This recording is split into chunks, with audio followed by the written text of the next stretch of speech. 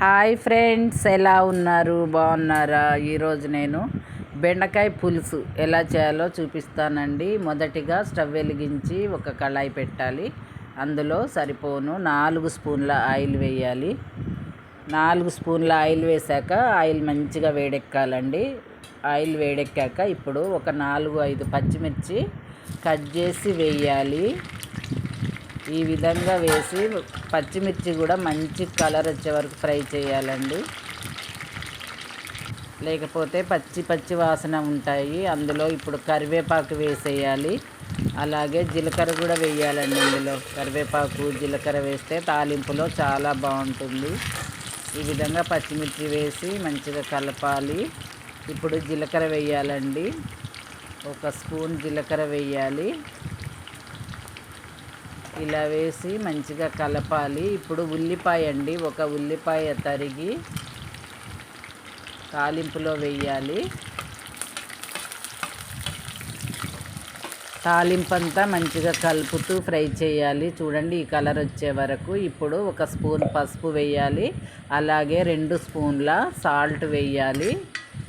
మన టేస్ట్కు తగ్గట్టు చూసి వేసుకోవచ్చండి సాల్ట్. ఇప్పుడైతే 2 స్పూన్ల సాల్ట్ వేస్తున్నాను. ఈ విధంగా వేసి తాలింపంతా మంచిగా కలపాలండి.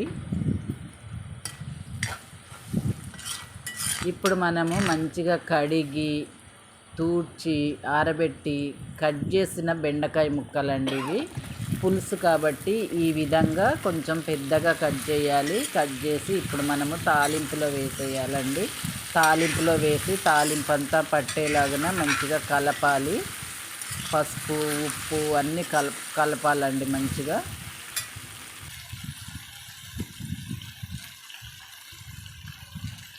ఈ విధంగా తాలింపంతా కలపాలి. ఇప్పుడు మనము ఒక 2 మినిట్స్ మూత పెట్టాలండి. బెండకాయ ముక్కలు మగ్గుతాయి మంచిగా. చూడండి, ఈ విధంగా 2 మినిట్స్ తర్వాత ఇలా మంచిగా మగ్గుతాయి. బెండకాయ ముక్కలకి సాల్ట్ కూడా మంచిగా పడుతుంది. ఈ విధంగా మూత తీసి మళ్ళీ ఒకసారి కలపాలండి. ఇప్పుడు మనము కారం వేసేయాలి. కారము మనము తగినంత వేసుకోవాలండి. నేనైతే 1.5 స్పూన్ వేస్తున్నా. పచ్చిమిర్చి కూడా వేసాం కాబట్టి కొంచెం తక్కువగానే వేయాలి. ఇలా 1.5 స్పూన్ కారం వేసి, అలాగే ధనియాల పొడి కూడా అండి, 1 స్పూన్ ధనియాల పొడి వేస్తున్నాను.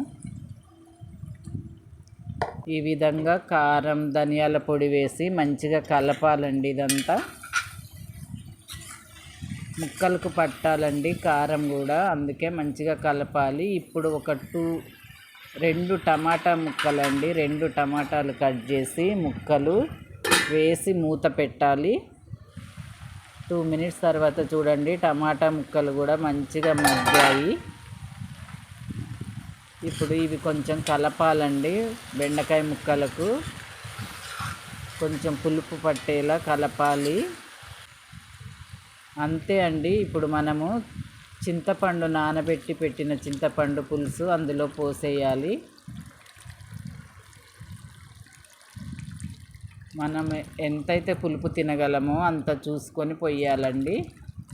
బెండకాయ కర్రీ పులుసు చేస్తే చాలా బాగుంటుందండి. బెండకాయ పులుసు చాలా టేస్ట్గా ఉంటుంది. అందరు ఇష్టపడతారు, ఇష్టపడని వాళ్ళు ఉండరండి. చాలా టేస్ట్గా ఉంటుంది. మీరు ఒకసారి ట్రై చేయండి.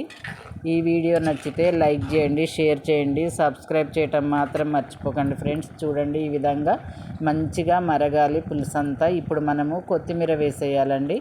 కొత్తిమీర వేసి మంచిగా కలపాలండి. అంతే, బెండకాయ పులుసు రెడీ అయిపోయింది. ఈ వీడియో నచ్చితే ప్లీజ్ లైక్, షేర్, సబ్స్క్రైబ్. చూడండి, పులుసు రెడీ అయిపోయింది. చాలా టేస్ట్గా ఉంటుందండి. మీరు ఒకసారి ట్రై చేయండి. Thank you for watching.